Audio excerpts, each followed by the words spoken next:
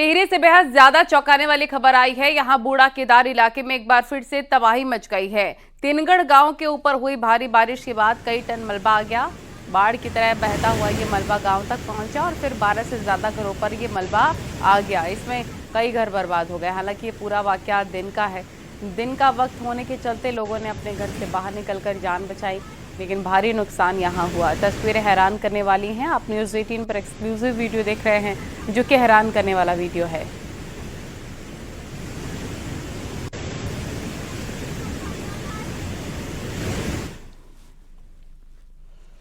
और टिहरी के बूढ़ा केदार में बारिश मुसीबत बन गई है। यहां बूढ़ा केदार में बारिश से बालगंगा नदी उफान पर है। पानी के तेज बहाव में 3 दुकानें बह गई हैं।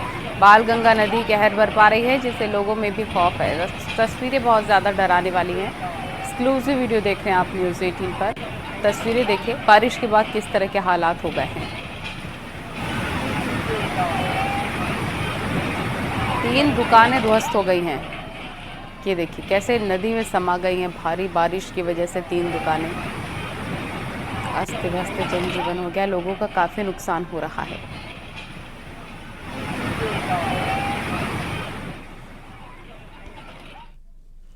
और टिहरी में पूरे बूढ़ा केदार क्षेत्र में बारिश ने कहर बरपाया। तोली गांव में देर रात भारी बारिश के चलते एक मकान में मलबा घुस गया और मां बेटी मलबे में जिंदा दफन हो गए। एसडीआरएफ ने गांव में पहुंचकर मलबे से दोनों शवों को बाहर निकाला। हादसे के बाद से पूरे गांव में खौफ का माहौल है।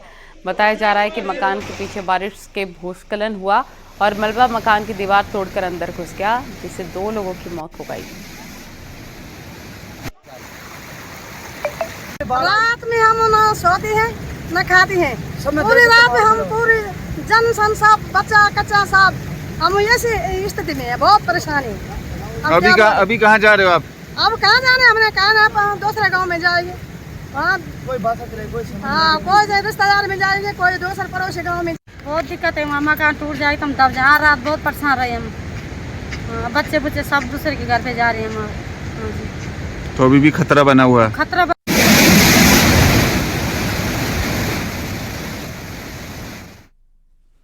मसूरी में लगातार हो रही बारिश से जनजीवन अस्त व्यस्त हो गया है, जिससे लोगों को काफी परेशानियों का सामना करना पड़ रहा है। मसूरी में काले स्कूल के पास होटल स्काई लाक के सामने भूस्खलन हो गया है। पुश्ता गिरने से एक झुग्गी उसकी चपेट में आ गई है और पूरी तरीके से क्षतिग्रस्त हो गई। उसमें रह रही 3 महिला, 2 बच्चे और 2 पुरुष बाल बाल बच गए। मलबा आने से झुग्गी में रखा सारा सामान दब गया।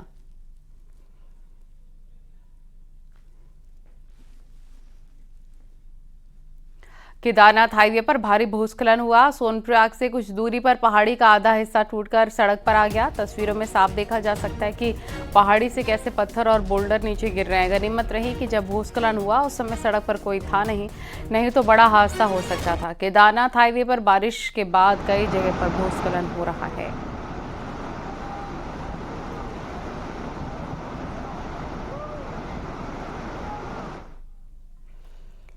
भूस्खलन की लगातार तस्वीरें हम आपको दिखा रहे हैं। पहाड़ी टूटकर सड़क पर आ गई है। बेहद ही खौफनाक ये मंजर। आधी पहाड़ी टूट गई है।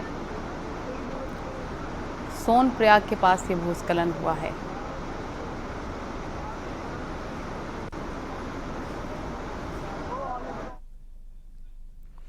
रुद्रप्रयाग में केदारनाथ हाईवे सोनप्रयाग के पास बंद हो गया था, जिसे अब खोल दिया गया है और छोटी गाड़ियों को अभी पास कराया जा रहा है। करीब 2500 से ज्यादा यात्री यहां पर फंसे हुए थे, जिनको सुरक्षित निकाला गया और आगे बढ़ाया गया। सोन नदी में तेज बहाव के चलते रोड का करीब 15 मीटर हिस्सा बर्बाद हो गया, जिसके बाद प्रशासन की टीम ने काम किया और हाईवे खोल दिया। फिलहाल सुरक्षा दीवार का काम भी शुरू कर दिया गया है।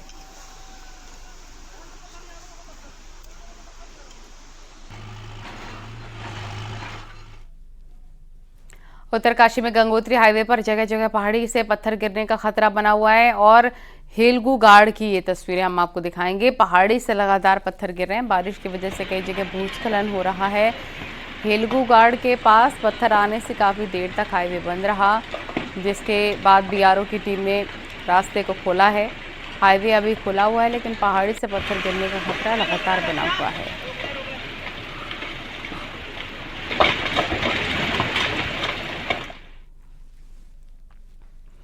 पिथौरागढ़ से खबर, यहां चाइना बॉर्डर को जोड़ने वाली लिपुलेक रोड बंद हो गई है। दोबाट के पास भारी लैंडस्लाइड हुआ, बड़े बड़े बोल्डर सड़क पर आ गए।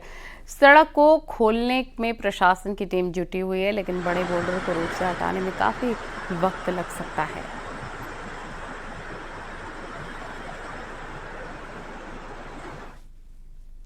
चमोली के पागल नाला के पास बंद बद्रीनाथ हाईवे को करीब 18 घंटे बाद खोला गया। यहां सैकड़ों गाड़ियां कल रात से फंसी हुई थीं। इसके बाद हजारों यात्रियों को वहां से रवाना किया गया। हालांकि जल्द निकलने की होड़ में रोड खुलने के बाद कुछ देर के लिए जाम भी लग गया। बाइक सवारों की बेकाबू भीड़ ने रोड खोलने में खासी मुसीबतें झेली, लेकिन बाद में अब हाईवे को सामान्य कर दिया गया है।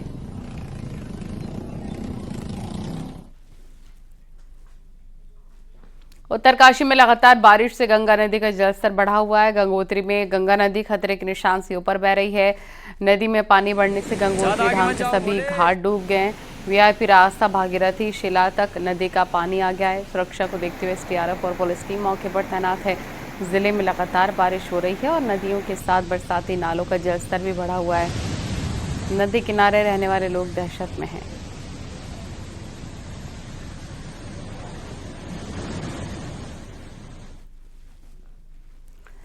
उत्तरकाशी में यमुनोत्री धाम और जानगी चट्टी में भी बारिश से तबाही हुई है। बारिश के बाद भारी मलबा धाम के पास आ गया। वहीं यमुनोत्री विधायक ने आपदा प्रभावित क्षेत्र का जायजा भी लिया है।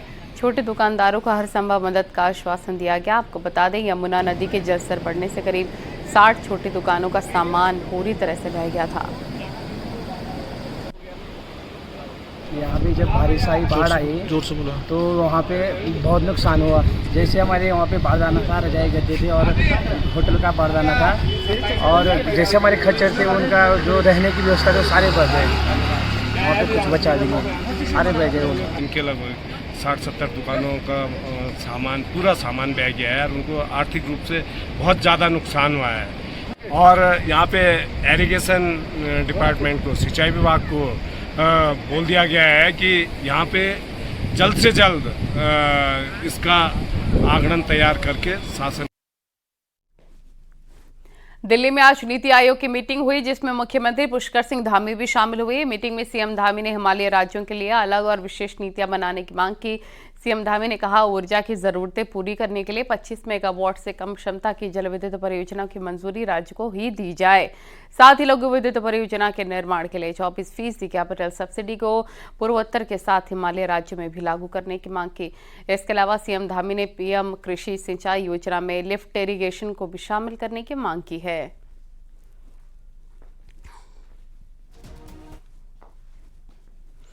उत्तराखंड में मंत्रिमंडल विस्तार जल्द होगा, ये बातें कई समय से चल रही हैं, लेकिन ये इंतजार अब अगले 2 महीने में खत्म हो सकता है। ऐसा हम क्यों कह रहे हैं, इस रिपोर्ट में देखिए।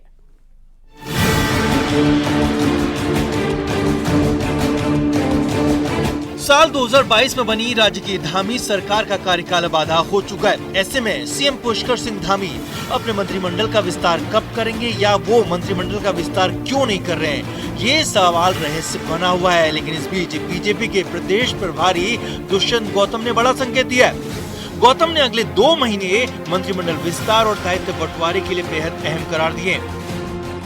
निकट भविष्य में होने वाला है, जल्दी हो जाएगा। कोई विस्तार किस तरह के हम भी चिंता कर रहे हैं कि 2.5 साल हो गए हैं, जल्दी होना चाहिए। कार्यों का विस्तार होगा तो फिर आगे लोकल बॉडी के चुनाव भी आ रहे हैं, तो हो सकता है कोशिश करेंगे उससे पहले हो। दूसरी तरफ बीजेपी संगठन में भी मंत्रिमंडल विस्तार को लेकर गहमागहमी है। पिछले दिनों हुई कोर कमेटी की बैठक में मंत्रिमंडल विस्तार और दायित्वों के बंटवारे को लेकर भी गंभीर चर्चा हो चुकी है। आपने दायित्वों की और संगठन की बात हुई है, उसमें कोर कमेटी की बैठक में तय हुआ है कि बहुत जल्दी शीघ्र हमारे 3 मंत्रियों को दायित्व दिया जाएगा और दायित्वधारियों को भी मुख्यमंत्री जी ने कहा है कि बहुत जल्दी केंद्र से बात कर उनको सबको दायित्व देने की बात हुई। जाहिर है धामी मंत्रिमंडल में 3 मंत्रियों के पद खाली हैं, साथ ही कई वरिष्ठ कार्यकर्ता भी दायित्वधारी बनकर राज्य मंत्री बनने की आस लगाए बैठे हैं। तो ऐसे में निकाय और केदारनाथ उपचुनाव से पहले मंत्रिमंडल विस्तार पर सबकी नजरें बनी हुई है। हल्द्वानी से न्यूज़ 18 के लिए शैलेंद्र नेगी की रिपोर्ट। देहरादून में आज कांग्रेस के 2 नए विधायकों ने शपथ ली। स्पीकर रितु खंडूरी ने विधायकों को शपथ दिलाई। विधानसभा स्पीकर के ऑफिस में कार्यक्रम हुआ। इसमें बद्रीनाथ से विधायक चुने गए कांग्रेस के लखपत सिंह बुटोला और मंगलौर से विधायक चुने गए काजी निजामुद्दीन ने विधायक पद की शपथ ली। कांग्रेस के दोनों नए विधायकों की शपथ हुई। उसके बाद नेता विपक्षी यशपाल आर्य ने विधानसभा में अपने ऑफिस में दोनों का स्वागत किया। इस दौरान पूर्व मुख्यमंत्री हरीश रावत और सीनियर नेता प्रीतम सिंह भी मौजूद रहे। मंगलौर से काजी निजामुद्दीन और बद्रीनाथ से लखपत बुटोला के साथ अब कांग्रेस के कुल 20 विधायक हो चुके हैं। विधायक हैं जो कि कांग्रेस से हैं, उन्होंने मंगलौर से और बद्रीनाथ से अपनी सीट जीत कर आए हैं, तो उनकी आज शपथ हुई है। मैं उनको शुभकामनाएं और अपनी बधाई देती हूँ। केदारनाथ का उपचुनाव इस बार कोई आम उपचुनाव नहीं होगा। बीजेपी पार्टी से लेकर प्रधानमंत्री के लिए ये प्रतिष्ठा का चुनाव बन चुका है। यही वजह है कि उपचुनाव की तारीख और उम्मीदवार के नाम के ऐलान से पहले 5 कैबिनेट मंत्रियों को यहां काम सौंपा जा रहा है, ताकि अयोध्या और बद्रीनाथ के बाद केदारनाथ में कहानी खराब ना हो। देखिए रिपोर्ट।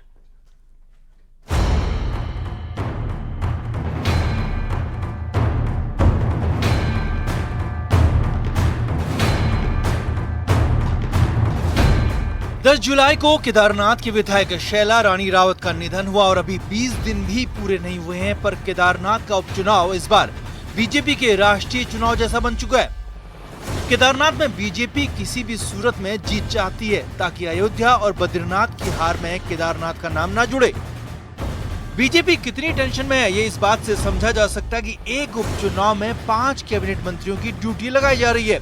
आमतौर पर एक विधानसभा में एक मंत्री को काम सौंपा जाता है, लेकिन इस बार केदारनाथ के 5 मंडलों में 5 मंत्री काम करेंगे। रुद्रप्रयाग के प्रभारी मंत्री सौरभ बहुगुणा के साथ बाकी 4 मंत्री कौन होंगे, इसकी घोषणा जल्द की जाएगी। दिल्ली में एक दिन पहले मुख्यमंत्री, प्रदेश अध्यक्ष, प्रदेश प्रभारी, संगठन मंत्री की मीटिंग हुई और मुद्दा केदारनाथ उपचुनाव का ही रहा। बीजेपी का दावा है कि केदारनाथ की तुलना अयोध्या और बद्रीनाथ से नहीं करनी चाहिए। विधानसभा 5 मंडल हैं, 5 मंडलों को हमने प्रदेश सरकार के मंत्रियों को हम काम सौंप रहे हैं। प्रत्येक मंडल के प्रभारी के नाते काम करेंगे। इसके साथ साथ वहाँ पर हमारे रुद्रप्रयाग के विधायक भरत चौधरी जी, उनको उस काम पर हम जोड़ने वाले हैं। अयोध्या भी बीजेपी का विधायक है और बद्रीनाथ में पहले से कांग्रेस का विधायक था। कोई नया चमत्कार कांग्रेस के लोगों ने नहीं किया है। अपनी सीट बचाती है, ठीक है, हम उस सीट को जीतने के लिए हमने पूरा प्रयास किया। बीजेपी को केदारनाथ जीतना है तो उम्मीदवार मजबूत उतारना होगा, तो पूर्व विधायक शैला रानी के परिवार को भी साधना होगा। इसीलिए उम्मीदवार को लेकर भी बीजेपी कोई समझौता करने की पोजीशन में नहीं है। सहानुभूति का प्रश्न है तो सहानुभूति निश्चित रूप से कार्यकर्ता जो चला जाता है तो कार्यकर्ता उसका एक सहानुभूति पक्ष रहता है। और शैला जी आज जहां भी होंगी उनके मन में होगा कमल का फूल केदारनाथ में खिलना चाहिए और मैं विश्वास पूर्वक कह सकता हूँ केदारनाथ से भाजपा जीतेगी। केदारनाथ बीजेपी की सीट रही है, लेकिन अयोध्या और बद्रीनाथ जीतने के बाद कांग्रेस का कॉन्फिडेंस बढ़ा हुआ है। तो केदारनाथ जीतने के दावे के पीछे ठोस वजह भी है। 2017 में गढ़वाल लोकसभा में अकेले केदारनाथ सीट से कांग्रेस का विधायक रहा, तो 2022 में अकेले बद्रीनाथ सीट से कांग्रेस का विधायक रहा और उपचुनाव भी कांग्रेस ही जीती। बीजेपी का दावा है कि केदारनाथ में 5 मंत्रियों के साथ प्रधानमंत्री का नाम भी काम आएगा, तो कांग्रेस ने मंगलौर बद्रीनाथ के बाद केदारनाथ में भी जीत का दावा कर दिया। और केदारनाथ चूँकि हमारी सीट है, वहाँ हमारे विधायक का जो है बीमारी के कारण अकस्मात उनका निधन हो गया।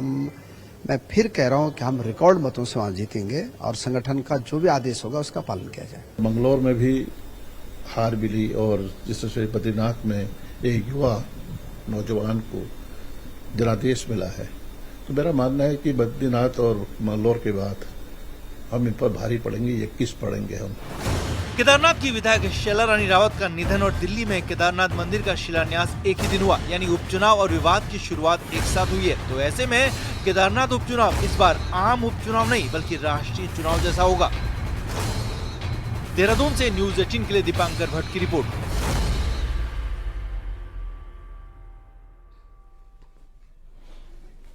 शनिवार को कांग्रेस की केदार प्रतिष्ठा बचाओ यात्रा का चौथा दिन रहा और देवप्रयाग में गंगा पूजन के साथ यात्रा की शुरुआत हुई और देवप्रयाग से चलकर यात्रा मल्लेथा पहुंची। यात्रा में प्रदेश अध्यक्ष करण माहरा, पूर्व मंत्री शूरवीर सिंह सजवान, रणजीत रावत शामिल हुए। करण माहरा ने कहा कि रोज यात्रा में आने वालों की संख्या बढ़ रही है। रणजीत रावत ने कहा कि केदारनाथ ज्योतिर्लिंग है और ऐसा कोई दूसरा धाम नहीं हो सकता। कांग्रेस केदारनाथ की प्रतिष्ठा को बचाने के लिए ये यात्रा निकाल रही है। आज यात्रा का चौथा दिन है।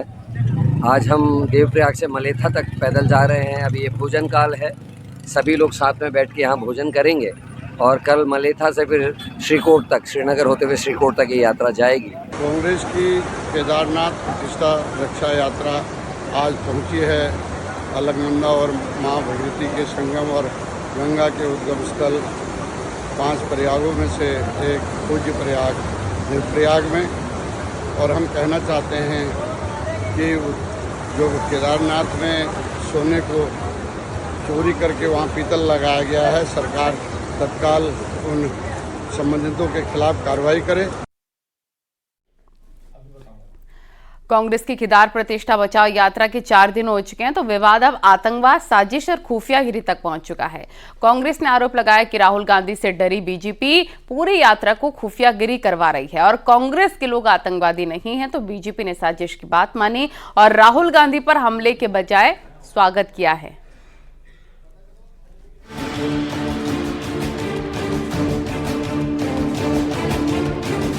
कांग्रेस की केदार बचाओ यात्रा चौथे दिन देवप्रयाग से मलेथा पहुंची तो देहरादून में प्रदेश उपाध्यक्ष धीरेन्द्र प्रताप ने बीजेपी की तरफ से उठ रहे सवालों पर पलटवार किया।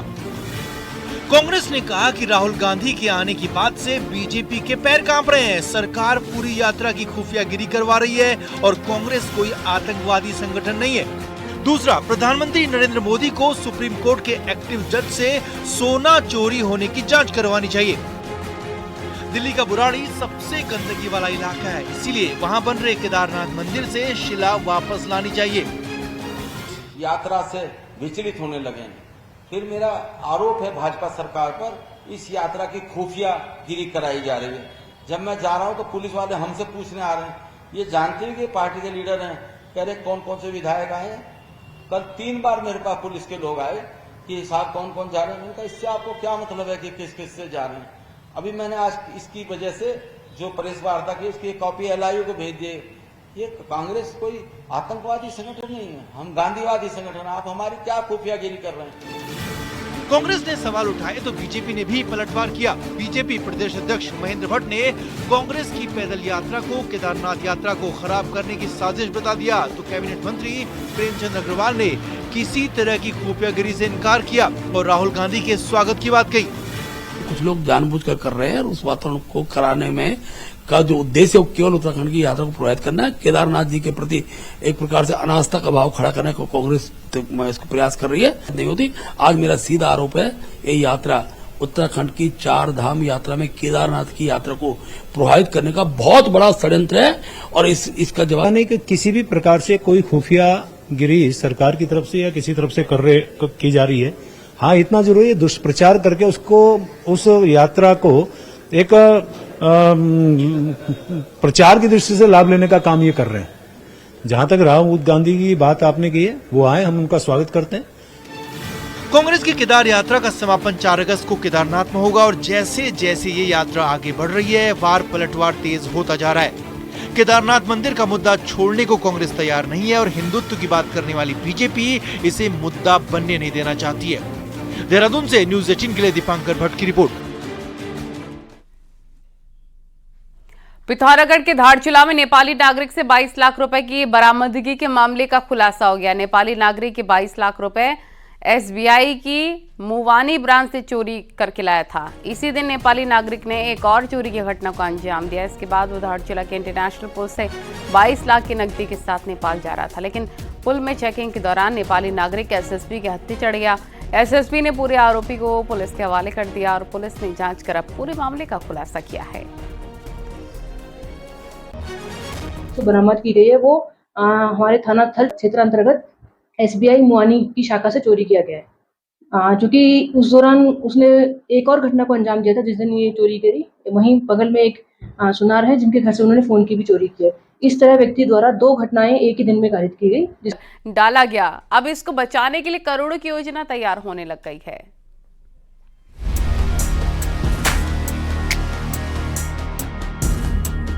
नैनीताल के रूसी गांव का ये सीवर ट्रीटमेंट प्लांट खतरे की जद में आ गया है। नैनीताल के लिए महत्वपूर्ण इस प्लांट के नीचे लगातार भू कटाव हो रहा है, तो इससे सीवर ट्रीटमेंट प्लांट के साथ भवन भी भू कटाव की जद में आ गए हैं।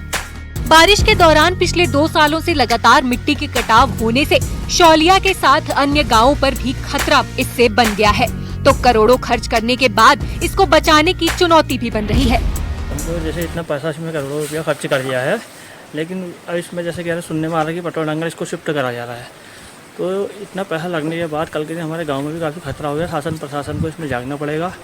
इसका अगर रोकथाम नहीं करी जाए तो कल के दिन निकट भविष्य में एक गांव के लिए भी खतरा बन सकता है। जो वहाँ रूसी के नीचे का क्षेत्र डेंजर है, जो मलवा जो रोडों का कटा है वही पड़ा है, उसमें वो बहते हुए नीचे को जा रहा है। लेकिन विभाग को कई बार क्षेत्र के लोगों ने, चाहे वो शौलिया के ग्रामीण हैं, वो कई लोग ने अवगत करा दिया है, लेकिन विभाग अभी भी कुछ उस पर कोई विचार नहीं कर रहा है। एनजीटी के आदेश पर नैनीताल में सीवर ट्रीटमेंट प्लांट पर काम शुरू हुआ, लेकिन रूसी गांव में दलदली जमीन पर इसका निर्माण शुरू कर दिया गया। पिछले साल भू कटाव शुरू हुआ, तो इस साल प्लांट का ज्यादातर हिस्सा इसकी जद में आ गया है। हालांकि प्रशासन अब इसको बचाने के लिए 3 करोड़ 85 लाख में सड़क के ड्रेनेज पर काम के साथ इसको बचाने में जुटा है, तो वहीं 40 करोड़ से पटवा डांगर में सीवर ट्रीटमेंट प्लांट को नए स्तर से तैयार करने की योजना भी बना रहा है। उसके लिए वैकल्पिक भूमि भी ढूंढी जा रही थी, जिस पर अभी निर्णय होना बाकी है। साथ में उस एरिया का ट्रीटमेंट का वर्क, और जो रूसी बाईपास रोड है उसमें ज़्यादा समस्या लैंडस्लाइड की ड्रेनेज की वजह से आती है, तो उस पूरे रोड का ड्रेनेज प्लान भी तैयार कराए जाने पर विभाग काम कर रहा है, जिसकी डीपीआर तैयार कर ली गई है। नैनीताल का सीवर बिना ट्रीटमेंट के रूसी गांव के पास से अन्य गांव की तरफ छोड़ा जा रहा है। ऐसे में अगर ये प्लांट तैयार नहीं होता तो एनजीटी के निर्देशों का पालन नहीं हो पाएगा, जिससे होटलों पर बंदी की तलवार भी लटक सकती है। न्यूज़ 18 के लिए नैनीताल से वीरेंद्र बिष्ट की रिपोर्ट।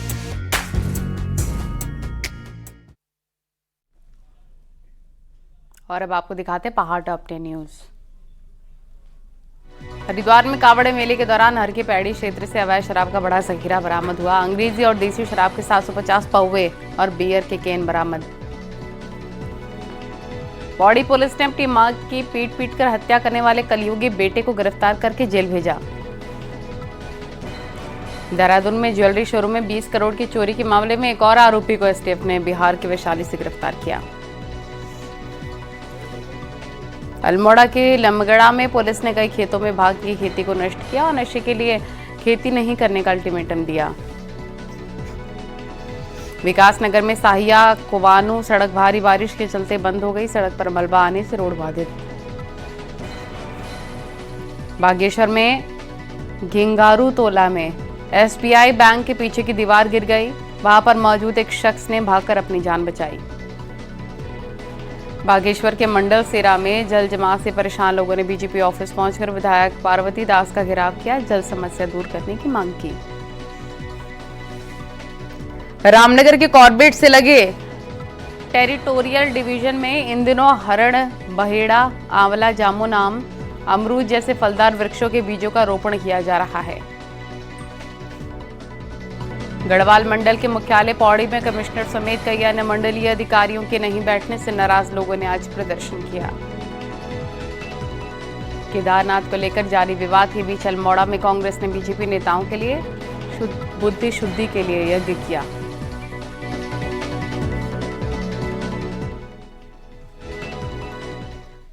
और यहाँ रुकेंगे एक छोटे से ब्रेक के लिए।